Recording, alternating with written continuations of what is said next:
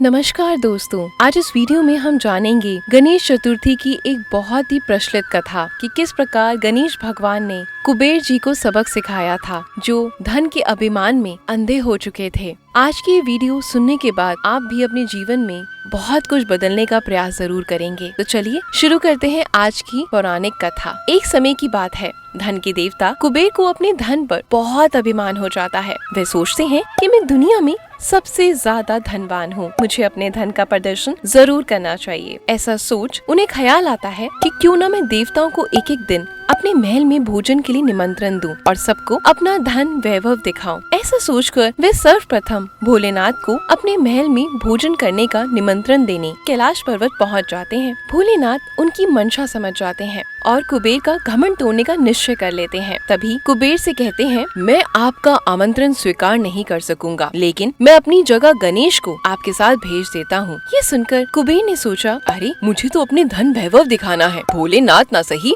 उनका पुत्र ही सही। वो तुरंत ही हाँ कर देता है और गणेश जी को अपने साथ लेकर अपने महल पहुंच जाता है। महल पहुंचते ही कुबेर अपना धन ऐश्वर्य दिखाना शुरू कर देता है। ये सब देखकर बुद्धि के दाता गणेश जी कुबेर की मंशा समझ जाते हैं और अब गणेश जी खाना खाना शुरू करते हैं। देखते ही देखते गणेश जी कुबेर के बना सारा भोजन खा लेते हैं। उसके बाद भी उनकी भूख शांत नहीं होती। वो कहते हैं, और खाना लाओ। तब कुबेर बोलते हैं, महाराज महल में बना सारा भोजन समाप्त हो गया है। गणेश जी कहते हैं, घर में जो भी फूल फल आदि है सब लेकर आओ, जल्दी लेकर आओ, मुझे बहुत भूख लगी है।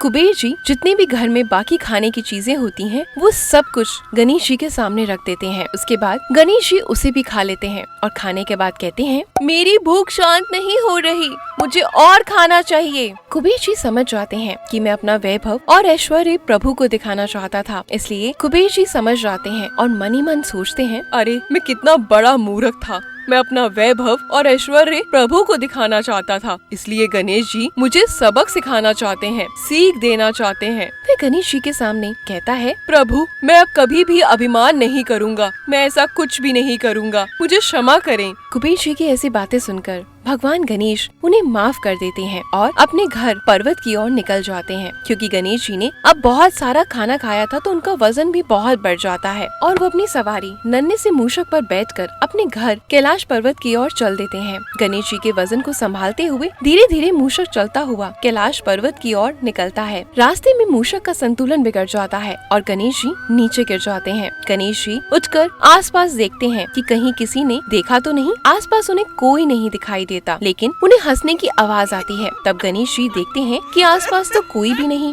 फिर ये हंसने की आवाज कहाँ से आ रही है। गणेश जी की नजर आसमान में चंद्रमा पे पड़ती है, जो उन्हें देखकर हंस रहे होते हैं। चंद्रमा को हंसता हुआ देखकर गणेश जी को क्रोध आ जाता है और वो क्रोध में चंद्रमा को श्राप दे देते हैं, तुम्हें अपनी सुंदरता पर बहुत गुरूर है ना, आज से तुम्हारा ये रूप नहीं रहेगा। गणेश जी के श्राप देते ही चंद्रमा कांतिहीन हो जाते हैं। ये देखकर चंद्रमा को अपनी गलती का एहसास होता है और वे गणेश जी से माफी मांगने लगते हैं। बार बार माफी मांगने के बाद भी गणेश जी का गुस्सा शांत नहीं होता। वे चंद्रमा से कहते हैं, मैंने जो आपको श्राप दिया है वह पूर्ण रूप से समाप्त नहीं होगा, परंतु महा में एक दिन आप पर श्राप का पूर्ण असर दिखाई देगा, उस दिन आप किसी को दिखाई नहीं देंगे। तब से चंद्रमा अमावस्या के दिन किसी को भी दिखाई नहीं देता। गणेश जी आगे कहते हैं, इसके बाद आपकी कलाएं बढ़ती जाएंगी और पूर्णिमा के दिन आप अपने पूर्ण स्वरूप में दिखाई देंगे। फिर पूर्णिमा के बाद अमावस्या तक आपकी कलाएं घटती जाएंगी।